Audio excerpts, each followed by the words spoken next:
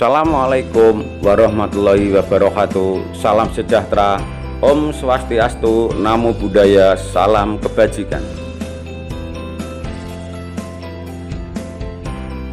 Tujuan pembelajaran kali ini, kita akan menganalisis perkembangan kerajaan maritim masa Islam dalam aspek kehidupan politik, ekonomi, sosial, dan budaya.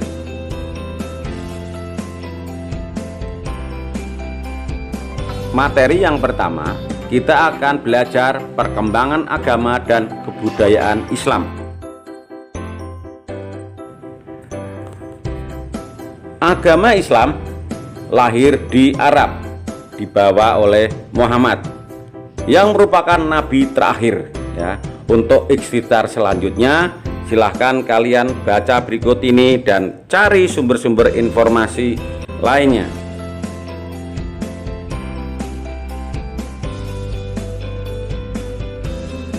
Inti ajaran agama Islam itu terbagi menjadi 3 bagian.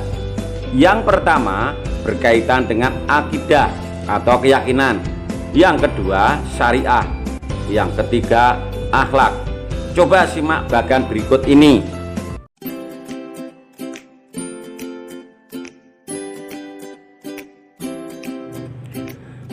Selanjutnya, masuknya Islam ke Indonesia. Ada 4 teori. Yang pertama, teori Gujarat. Kedua, teori Mekah. Yang ketiga, teori Cina dan teori Persia. Teori Gujarat, Islam masuk diperkirakan abad ke-13, dibawa oleh pedagang Gujarat, India bagian barat.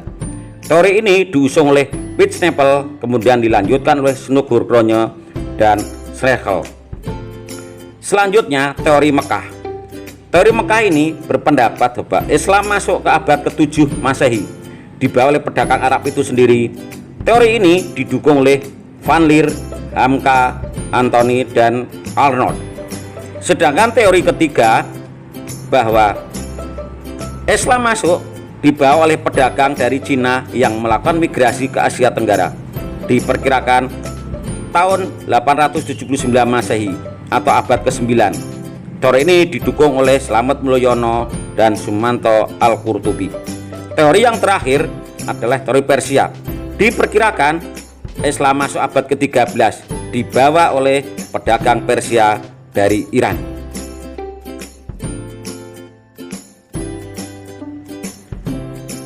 Anak-anak tetap semangat ya. Coba kalian simak peta masuknya agama Islam di Indonesia. Kalian simak baik-baik ya.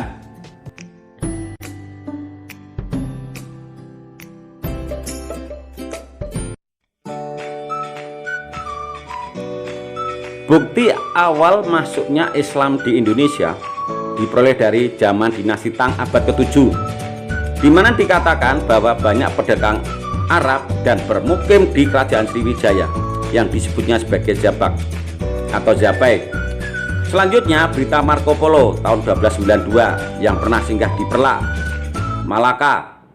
Selanjutnya pedagang Portugis Tommy Pires abad ke-16 yang tulisannya Suma Iroental dari Aceh sampai Palembang, banyak masyarakat dari kerajaan Muslim.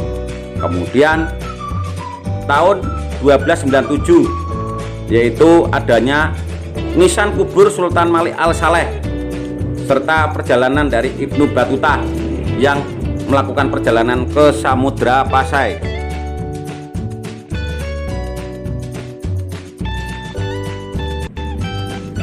Dari bukti dan teori tadi, Islam masuk abad ke-7, tetapi berkembang mulai abad ke-13.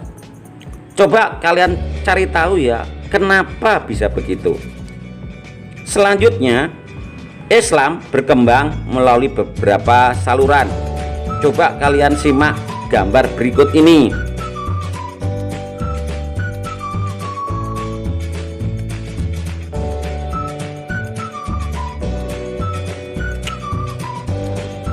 Berikutnya kita lihat faktor agama Islam berkembang pesat di Indonesia.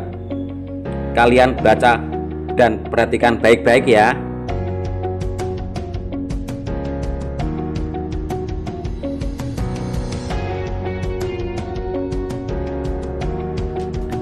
Selanjutnya kita belajar bagaimana pengaruh agama Islam di berbagai bidang, seperti bidang politik, bidang sosial, budaya. Kalian simak ya.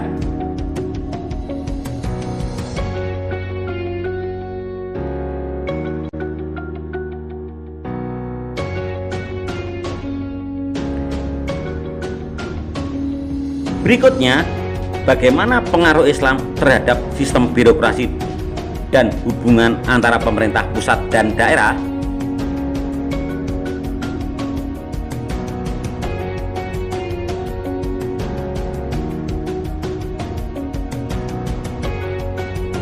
Di bidang ekonomi, kita lihat proses pembentukan jaringan ekonomi intelektual Islam diawali melalui jalur perdagangan. Terbentuknya kampung-kampung Arab, kampung-kampung India yang sekarang kita kenal dengan kampung pekojan.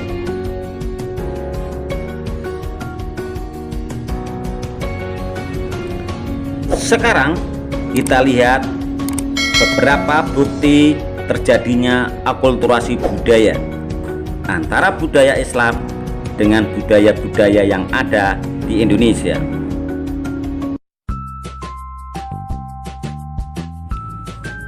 Gambar yang pertama kita pasti kenal, yaitu Menara Kudus.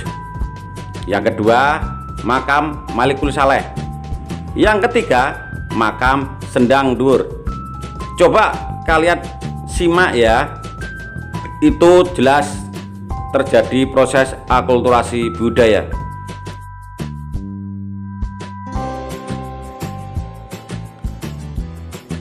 Berikutnya kita pasti kenal kalender Jawa yang dibuat pada masa Sultan Agung. Kemudian ada kitab Primbon Jawa. Coba kalian cari tahu ya. Untuk tugas terakhir kalian adalah melengkapi catatan kalian berdasarkan sumber-sumber informasi lainnya.